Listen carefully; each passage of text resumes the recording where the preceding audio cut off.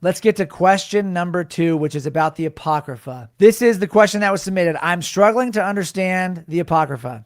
I've heard this term thrown out on podcasts featuring scholars like Wes Huff. I like Wes Huff, but I don't understand the distinction between this and the rest of the Bible. Is this part of the Bible? Is it a category within the Bible? Which books are considered the Apocrypha, and can I find them in my Bible? In short, please help me understand what the Apocrypha is. Great question. Lots of people are confused by this and don't fully understand what the Apocrypha is. You are not alone, so let me define it for you. The Apocrypha is a set of books that are not included in the Hebrew canon. That is, they're not included in the Hebrew Old Testament. So when I say the Hebrew Old Testament, I'm talking about the collection of Old Testament books that were originally written in Hebrew, that are in every Protestant Bible. Okay? Starting with Genesis and ending with Malachi. And they're not in any Tanakh, which is the Jewish name for the Old Testament. That's what the Jewish people refer to as the Bible. If they even use that term Bible, they're talking about the Tanakh. What Protestants understand to be the Old Testament. That was originally written primarily in Hebrew, but a few parts of it were written in Aramaic as well. For that reason, the fact that the apocryphal books were not thought to be first written or primarily written and preserved in Hebrew, they are referred to as deuterocanonical books. Big word. Just so you know, deutero means second, canonical means canon. So they're thought by many to be sort of a second canon of books. What are these books exactly? And where did they come from? Books included in the Apocrypha, in most versions of the Apocrypha, I should say, but are not included in typical Protestant Old Testaments, include the books of Tobit, Judith, the Wisdom of Solomon, not to be confused with Proverbs or the Song of Solomon, the Wisdom of Sirach, also known as Ecclesiasticus, Baruch, the Epistle of Jeremiah, 1 Maccabees, 2 Maccabees, 1 Esdras, 3 Maccabees, and the Prayer of Manasseh. So 11 individual books, usually. There's also additions to existing books in the Apocrypha, such as the Prayer of Azariah, the Song of the Three Young Men, Susanna, Bel and the Dragon, additions to the book of Esther, like Mordecai's Dream, Mordecai's Prayer, Esther's Prayer, the Royal Decrees, the Expanded Conclusion, and Psalm 151, an additional psalm that's put at the end of the 150 Psalms. Those are the books. They came, most believe, during the intertestamental period. They were written primarily in Greek, not in Hebrew, which is why they're not included in the Hebrew canon, in the Hebrew Old Testament, the Tanakh. Why are these books not included in the Hebrew canon? I just answered that actually, but let me repeat it from a different perspective. Because they were written during the intertestamental period, unlike the Hebrew Old Testament, whose last book was Malachi, which was likely written in the mid-5th century BC. So we're talking about roughly 450 years before Christ. The last Old Testament book is written, the minor prophet Malachi. Then there's these series of books written in Greek in between that and the coming of Christ. These books that I just mentioned, that I just named for you. They were written mostly by Jewish people, probably exclusively by Jewish people, but they were written in Greek because at this point in time, Greek was becoming more and more and more of a spoken language, even by the Jewish people. Now, in the Dead Sea Scrolls, we've made discoveries of some of these books preserved in Hebrew or Aramaic, but still, the majority of these books are believed to have been written in Greek. And even for those that might have been written in Hebrew or Aramaic, they were mostly preserved in Greek. So this is what the Apocrypha is. It's a second canon of books that's included in Roman Catholic, and in Orthodox Bibles, but not in Protestant Bibles, which leads to the question, why is the Apocrypha not included in Protestant Bibles? Some of the main arguments that were laid out by the Reformers for not including the Apocrypha in Protestant Bibles are these. First of all, and most importantly, these books were not a part of the original Hebrew canon. Secondly, Jesus and the apostles never quote these books as scripture. So you've got a whole bunch of Old Testament quotations in the New Testament. Some say over 2,000 quotes, echoes, allusions to the Old Testament. And there's never a time when the Deuterocanonical books or the apocryphal books are quoted as scripture, like almost every other book in the Hebrew canon is. That's the second reason.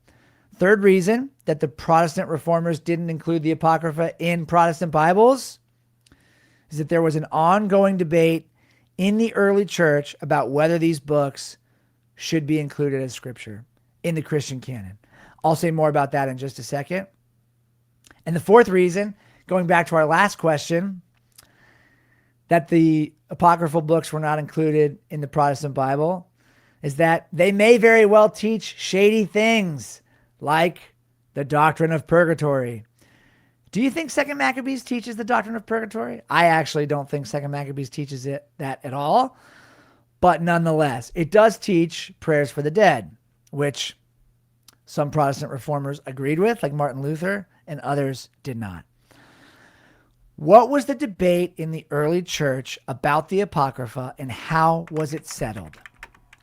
That's the next question that I'd like to answer as part of this overall answer, and I'm going to give you a very brief, less than 3 minute, someone keep me to that, historical assessment of the Apocrypha in the early church. And this is my own terms, this is my own summary, so, it might not be perfect, but I think most historians, including Protestant historians, would probably agree with this timeline or this overview.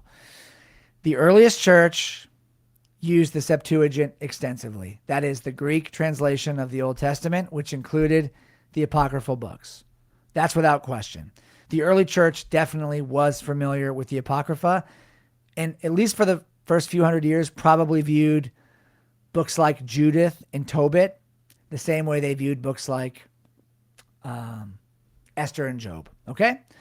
The Deuterocanonical books were widely read and valued by the Church Universal from an early date. There was, however, a real disagreement starting in about the 3rd century among respected church fathers about their precise canonical status. In fact, this probably started in the 2nd century. So, here's a list of fathers who favored the longer canon, meaning they favored including the Deuterocanonical books, the apocryphal books in the Old Testament, and treated them as scripture. We're talking Irenaeus, Clement of Alexandria, Origen of Alexandria, although some say he went back and forth, so we can't really be sure about Origen, Cyprian of Carthage, and, surprise, surprise, Augustine of Hippo believed in including the Apocrypha in the Christian canon. Church fathers who preferred only the Hebrew canon, the Hebrew Old Testament, not the apocryphal or Deuterocanonical books, included Melito of Sardis, Athanasius of Alexandria, Cyril of Jerusalem, Gregory of Nazianzus, Genaz. This is our second appearance in this Q&A by Genaz, the Cappadocian father. Jerome is especially important because he was the first one to translate the Bible into Latin. He's a big Roman Catholic figure, and he argued strongly that Christians should follow the Hebrew canon, but he referred to the other books as useful for edification, but not for establishing doctrine. And he and Augustine were contemporaries, and they actually wrote to one another and debated this very thing. Should we include the Deuterocanonical books in the Christian canon? By the late 4th century, regional Western councils favored the longer canon. And throughout the Middle Ages, the books remained part of the Latin Bible and church life, as well as part of the Eastern Bible, Eastern Orthodox. However, no official decision was ever reached.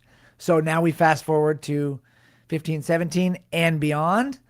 The Protestant reformers revived arguments for the Hebrew canon, and they decided to go only with the Hebrew Old Testament and to not include the Deuterocanonical / apocryphal books in Protestant Old Testament. That caused the Catholic Church to respond, and they did so in the Council of Trent by giving a definitive dogmatic ruling for the Roman Catholic Church. And that is when the Apocrypha became an official part of the Old Testament canon for Roman Catholics. I don't know of any official decree that was laid down for the Orthodox Church, but they've included them as part of their canon, as far as I know, going back as long as they've had a canon. So the big question remains, should we read them as Scripture? Should we read them, and should we read them as Scripture? I believe it's very beneficial and perfectly acceptable for Protestants to read the apocryphal books. Like Jerome said, for edification. Should you read them as Scripture? I don't read them as Scripture. I read them to understand the context that the Bible came to us in. I read them to understand the context that Jesus was living in, because I'm sure that Jesus and the apostles grew up familiar with these books and these stories, just like they were familiar with the Hebrew Old Testament. But the fact that they're never quoted as Scripture in the New Testament is important. And quite honestly, like I said recently in our video on the Septuagint, at least I think I said it then. I said it sometime. I don't know when I said it, but if you read books like Judith, Tobit, which I have read recently this year, you'll understand pretty quickly why they're not received on the same level by many Christians throughout history. Judith is not a historically reliable book, even though it reads very much like historical narrative in the same way that Esther does. In the book of Judith, I believe it's King Nebuchadnezzar, who is the king of Persia. I think that's how it goes. King Nebuchadnezzar in the book of Judith is the king of Persia, who's coming up against one of the cities of Judah to overthrow it. Historically, King Nebuchadnezzar was never the king of Persia. King Nebuchadnezzar was the king of Babylon. So Catholic and Orthodox Christians don't necessarily treat these books as historically reliable. They're meant for edification and for upbuilding. But when you say you're reading them as Scripture, yet you don't count them to be historically reliable in the sense that this book's telling a story that supposedly happened in history, but it's filled with historical errors, I think that gets to be problematic. So that's where I'm at right now with the Apocrypha. I believe that Christians can and should read it. It will only make your biblical literacy grow and expand, but don't read it as if you're reading Scripture. Yeah, that's it. That's the end of my answer to that question.